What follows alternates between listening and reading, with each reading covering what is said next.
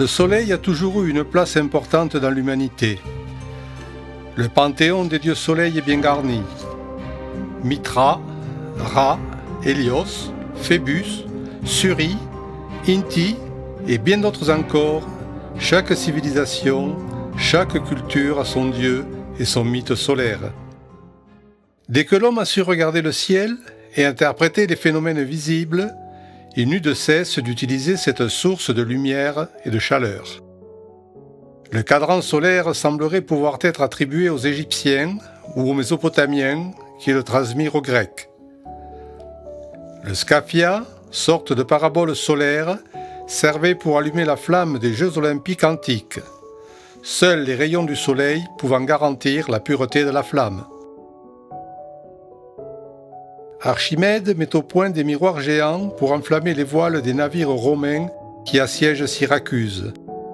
Légende ou réalité, ces miroirs ardents d'Archimède marquent le début de la grande aventure de l'énergie solaire à concentration. Au XIVe siècle, Léonard de Vinci reprend l'idée du concentrateur solaire, mais semble n'avoir pas dépassé le stade du papier. Au milieu du XVIIIe siècle, Buffon et un miroir ardent de 168 glaces font l'étain, le plomb et l'argent. Fin XVIIIe siècle, Lavoisier réalise le premier four solaire capable de fondre du platine à 1750 degrés. Au XIXe siècle, Augustin Mouchot met au point le premier moteur solaire. Un réflecteur parabolique et une chaudière alimentent une petite machine à vapeur. Il obtiendra une médaille d'or à l'exposition universelle de 1878. En pleine révolution industrielle, les besoins en énergie ne cessent d'augmenter. Et le même Augustin Mouchot s'inquiète déjà de l'épuisement des mines de charbon. Si dans nos climats, l'industrie ne peut se passer de l'emploi direct de la chaleur solaire, il arrivera nécessairement un jour où, faute de combustible, elle sera bien forcée de revenir au travail des agents naturels.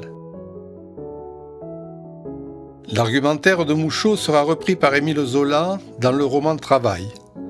Son héros pense alors à l'énergie solaire, qui apparaît comme la seule énergie future susceptible d'émanciper l'humanité. Malheureusement, la découverte de nouveaux gisements de charbon et l'amélioration du réseau ferré eurent raison de ces grands esprits. En 1900, un savant portugais surnommé Padre Himalaya installe un four solaire à Sorède dans les Pyrénées-Orientales. Après quelques expériences concluantes, il déménage son matériel à Paris puis aux États-Unis. Il meurt entre les deux guerres dans l'anonymat le plus complet, car entre-temps, la mise au point de la distillation à l'échelle industrielle du pétrole, la découverte de gisements importants et la même mise des traits sur sa commercialisation vont mettre sous le boisseau toute autre forme d'énergie. Jusqu'à 1946, quand le physicien Félix Trombe démontre, à l'aide d'un miroir de DCA abandonné par l'armée allemande, la possibilité d'atteindre de hautes températures grâce à la lumière du soleil fortement concentrée. En 1949, Félix Trombe construit à Montlouis dans les Pyrénées un immense miroir parabolique qui permet d'atteindre gratuitement et en longue durée 3000 degrés. La citadelle construite par Vauban sous le règne du roi Soleil devient pour un temps la cité du Soleil-Roi. Après plusieurs années d'essais dans le domaine de la métallurgie, le four solaire est abandonné au profit d'une structure de taille industrielle construite à Odeillo. Située au cœur de la Cerdagne française, elle bénéficie d'un ensoleillement exceptionnel. Durant les années 70, le premier choc pétrolier incite les chercheurs du four solaire d'Odeillo à orienter davantage leurs travaux vers la conversion de l'énergie solaire en électricité et l'étude d'une centrale solaire thermodynamique. Celle-ci sera réalisée par EDF. C'est la centrale Thémis, située à Targassonne, à quelques kilomètres d'Odeillo. 200 héliostats mobiles et un récepteur solaire à 80 mètres du sol permettent de produire 2,5 MW. Malheureusement, le pouvoir politique fait le choix de ne développer que la filière nucléaire.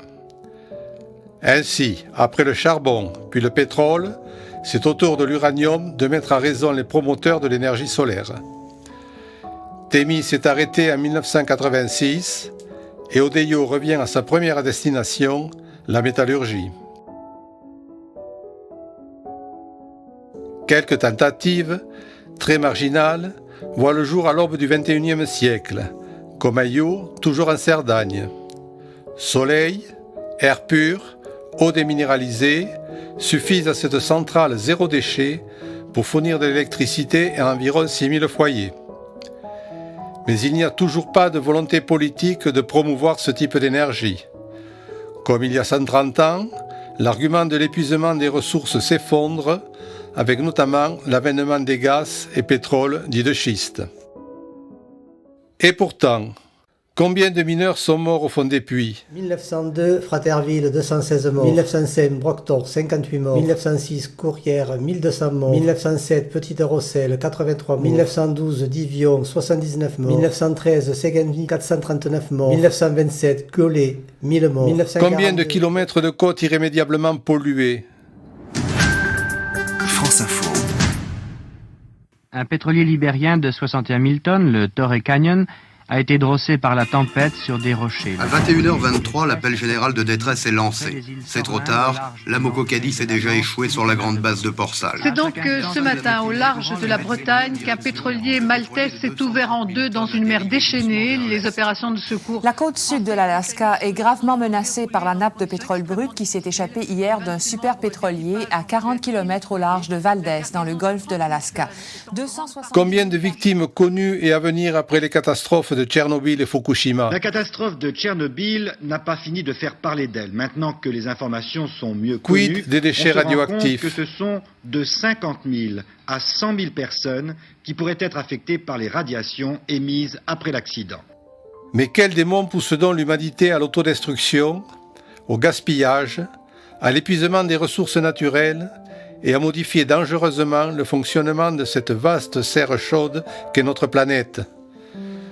Pourquoi tant de constance à négliger le principal acteur de l'apparition et du maintien de la vie sur Terre ? Pas sûr que le Soleil et autres agents naturels puissent fournir toute l'énergie nécessaire. Mais pourquoi se priver de ces alliés indéfectibles pour encore 5 milliards d'années ? Et de surcroît gratuit. Gratuit, mais bien sûr, fini les spéculations, fini les profits mirobolants.